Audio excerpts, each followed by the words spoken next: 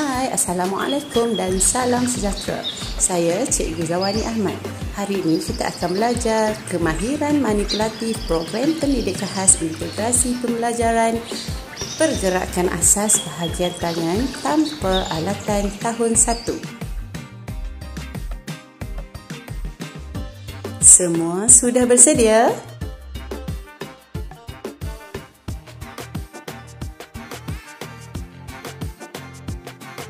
Jom kita belajar sama-sama.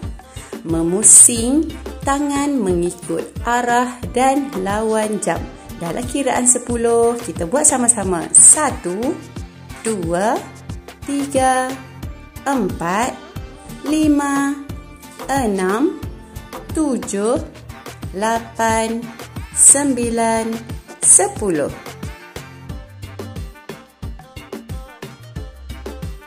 Kemahiran seterusnya, menghayun tangan ke kiri dan ke kanan.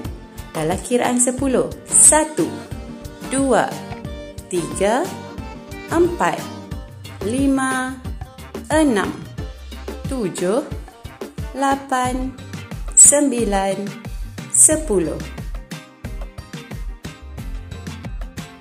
Seterusnya, menghayun tangan ke depan dan ke belakang.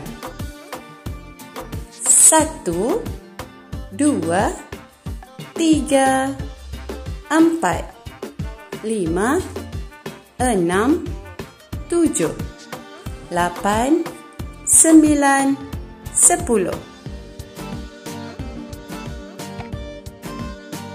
Mendepakkan tangan. Dalam kiraan 10.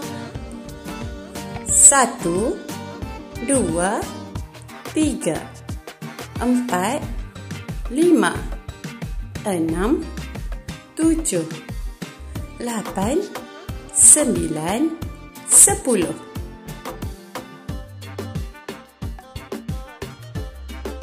Menolak ke dinding. 1, 2, 3, 4, 5, 6, 7, 8, 9, 10. Kemahiran seterusnya, secara berpasangan, menolak. 1, 2, 3, 4, 5, 6, 7, 8, 9, 10.